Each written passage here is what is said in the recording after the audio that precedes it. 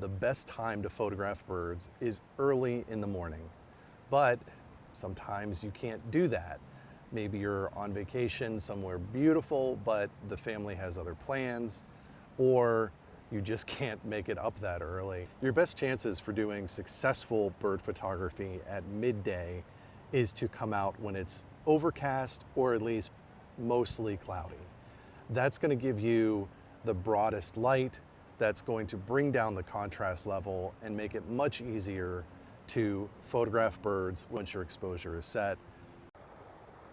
Let's be real, you don't control the weather, so you may be stuck going out on a bright, cloudless, sunny day. Darn, doesn't it suck to have to be outside on days like that?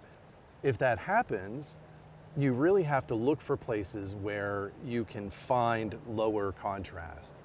That means going to places that are naturally a little bit darker, so just into the forest if you can. It also means that you need to be aware of where the sun is. There are going to be times when a bird will land behind you with the sun behind it, and you're going to want to turn and take that shot. And you know what? Go for it. The worst that's going to happen is that it's a bad picture, right? Now, if that does happen, what you can do to try to mitigate that is, before you take the shot, use exposure compensation, or if you're manually setting your exposure entirely, make sure that you are overexposing. You can also use spot metering, but spot metering, if that bird is not completely covered by the area of your spot meter, you're still going to have to overexpose to overcome that light in the background. Now realize the other thing that's going to happen is that your background is now going to be completely blown out. My best advice for that is, instead of just taking that shot and calling it a day, take that shot, try to move yourself, if possible, to an area where that bird is now lit by the sun and you're on the other side of it.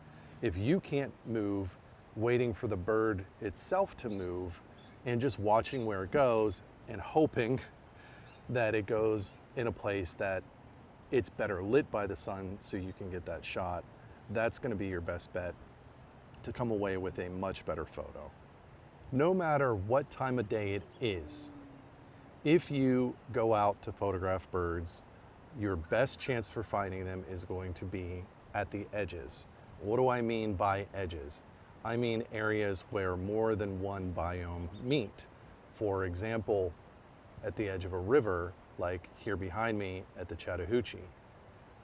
But that's not the only edge space that you can use. You can find edges everywhere.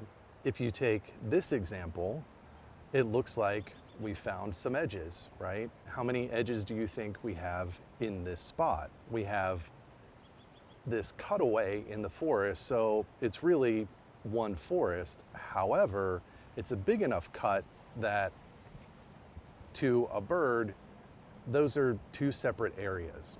In addition, we have a bit of swampy wetland at the bottom, so there's another biome. We have a bit of a field. We also have a hillside, and as the hillside climbs behind us, that is going to be another area where birds like to be. There is a lot of pine here in the lowland, but as we go up behind, it's more deciduous trees, at least on this side. By going into the forest at midday, we not only bring that contrast down, but we're more likely to find birds that are either perched and relaxing or nesting just inside the forest. Two, we can take advantage of the abundance of light right outside the forest and stay along that edge, and we'll find a lot more birds in that location. More than anything else, and again, this applies no matter what time of day you're going out, more than anything else, finding areas that birds are likely to be in is super important. And to understand where they're likely to be, you have to understand bird behavior and what birds like to eat, where they like to drink, where they like to bathe, and so on. To do that, it's helpful to understand, at least broadly, what type of birds you're going out to photograph. If you're going to a coastal, marshy area, then you're probably going to see a lot of marsh type of birds, herons, egrets, so on and so forth. Those birds obviously eat a lot of fish. You can also find similar birds in major riverways, along with things like cormorants and often osprey. If you're more interested in songbirds, it's good to know their preferred diet. This is why it's important to do your homework before you ever go out anywhere. And if you're going on a trip somewhere where you're going to do bird photography, then it is very helpful to do a lot of research on not just the specific location that you're going, but also the birds that you're going to find there, what they like to eat, where they like to nest or perch if it's not nesting season. Birds, like everybody else, need water. So finding places where birds can get a drink and also bathe makes a lot of sense. Birds are going to bathe less when it is cold and more when it is warm out. So finding areas with gently moving water, where the water itself gives a bird pretty flat access to it, and where the water in that area where the access is not moving fast. Another huge consideration, especially for midday bird photography, is that the hotter it is, other than if they're bathing, birds are probably going to move much less. Now, the exception to that is in the spring when they have young to feed. Then they're going to be much more active. But again, the places to find them are going to be places where they can get food, if they haven't built a nest yet, where they can get nesting material, and if they have young to feed, somewhere where they can get an abundance of food, and they're going to hang out in that area, go feed their young, and then return to that area. So hanging out and waiting, spending a lot of time where you're seeing birds means that you're going to see them leave and return, and that is your opportunity, because they will perch in the same place. They will gather food in the same place.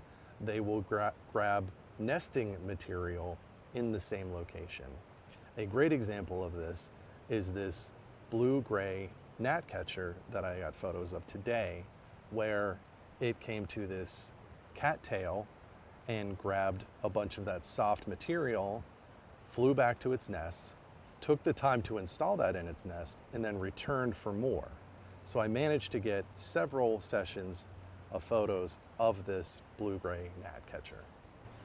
I want to say one last thing that I think is vitally important, and that is no matter how you come to bird photography, whether you're a birder who wants to take photos of the birds that you're seeing, whether you're a photographer who is getting into birding, whether you're a hobbyist or your therapist told you, you need to do something to relax yourself.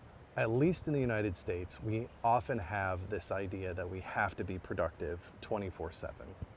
And I think that that is a huge disservice to ourselves when it comes to hobbies and things that we should be able to enjoy, like being out in nature doing bird photography. I really hope that you will enjoy your time out here, that you will not only listen and look for birds, but you'll look around at the beautiful surroundings. You'll notice how the light hits different trees. You'll smell the fresh air, and you will come away just much more relaxed and having had an enjoyable time, even if you weren't productive in terms of the photos that you got. If you enjoyed this video, I hope you will like it. And if you're not already subscribed, that you will subscribe to my channel and watch all the other great content that I'm creating. I appreciate you being here. Thank you so much, and I will see you next time. Bye-bye.